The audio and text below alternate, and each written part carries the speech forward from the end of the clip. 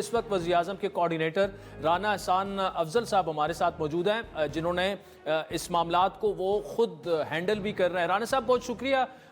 आज जिस तरीके से कामयाब एक शटर डाउन रही, मुतालबात को अगर देखा जाए तो कुछ मुतालबात ताजरान के यकीनन जायज़ हैं और कुछ ऐसे हैं कि मुल्की मईशत इस वक्त जिस हालत में है उनको इतना रिलीफ नहीं दिया जा सकता। हुकूमत किस हद तक ताजरों के मुतालबात मानने के लिए तैयार है?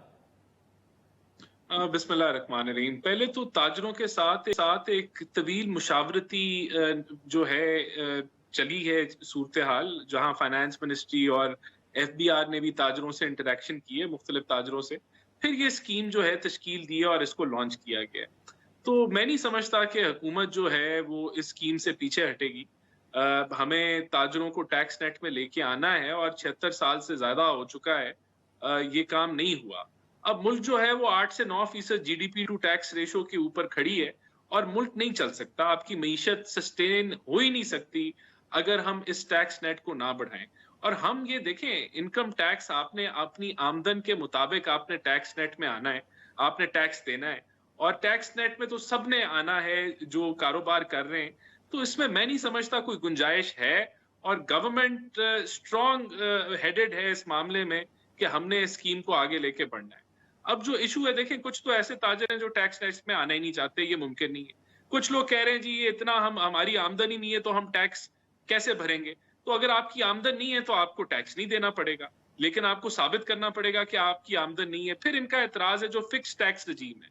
देखें, इसके ऊपर गवर्नमेंट इनकी बात जरूर सुनने के लिए तैयार है, लेकिन ये फिक्स टैक्स रजीम जो है 78% जो पाकिस्तानी रिटेलर्स हैं उन पे तो 100 से 5000 के दरमियान जो है वो माहाना टैक्स लग रहा है, क्योंकि उनकी जो इवैल्यूएशन हुई है एडवांस इनकम टैक्स की वो इतनी हुई है। लेस देन 1% है रिटेलर्स जो 60,000 और 45,000 के स्लैब में आते हैं। तो मेरे ख्याल से वो भी अगर साबित कर दें कि ये इतना महाना वो टैक्स जो है वो नहीं अदा कर सकते, और तो वो उनकी बात सुनी जा सकती है, लेकिन उनको करना। देखिए राना साहब, बात यह है कि जनरल पब्लिक के लिए एक सवाल ये है, आज उन लोगों ने सफ़र किया, सारी दुकानें चाहे वो नानबाई की थी, करियाने की थी, बाकी तमाम, तो अगर ये मामला इसी तरह जारी रहा, उसमें कुछ ताजिर दो स्कीम मानने के लिए तैयार हैं लेकिन अक्सरियत मानने के लिए नहीं तैयार। अगर वो नहीं मानते तो ये मामला इस तरह भी तो सस्टेनेबल नहीं है ना। रोजाना की बुनियाद पर इसी तरह मार्केटें, दुकानें बन रहे हैं, तो ये तो बहुत ज्यादा अलग से नुकसान है इकोनॉमी को, और आवाम की जिंदगी भी अजीरन हो चुकी है। नहीं, देखें, क्योंकि इस मुल्क के अंदर टैक्स एवेजन है, क्योंकि इस मुल्क के अंदर जो है सब लोग टैक्स नहीं देते, बड़े बड़े सेक्टर टैक्स नेट से बाहर हैं, इस वजह से सैलरीड क्लास के ऊपर ज्यादा टैक्स है। इस वजह से आपका जो सेल टैक्स है वो 18% पे आ गया है, और आप एक रिग्रेसिव टैक्स स्कीम के अंदर। तो ये तो बिल्कुल मुल्क नहीं चल रहा, इसकी मईशत नहीं चल रही, क्योंकि लोग जिनका टैक्स देना जिम्मेदारी है वो नहीं दे रहे।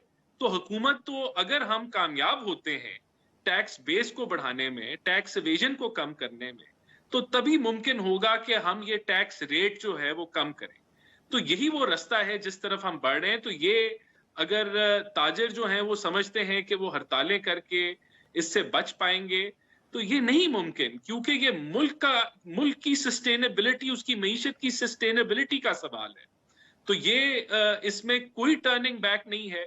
प्राइम मिनिस्टर शहबाज शरीफ का रिजॉल्व है कि हमने ताजरों को टैक्स नेट में लेके आना है, और ये मुल्क की मईशत नहीं चल सकती अगर हम इस तरह की स्कीम्स जो हैं वो नाकाम हो जाएं, और फिर हुकूमत जो है वो ताजरों को टैक्स नेट लाने में नाकाम हो जाए। तो ये इसकी पॉसिबिलिटी ही नहीं है कि हम सोचें। अच्छा, मुझे एक बात बताइए, अभी भी कहीं भी हम खरीदारी के लिए जाएं, रेस्टोरेंट्स में जाएं और डेबिट कार्ड देते हैं, क्रेडिट कार्ड, तो कहते हैं जी इस पर टैक्स लगता है, आप कैश पेमेंट कर दें। इस पर आप लोग क्यों नहीं सोच रहे अक्रॉस द बोर्ड? मतलब कैश ट्रांजैक्शन क्यों नहीं खत्म हो सकती?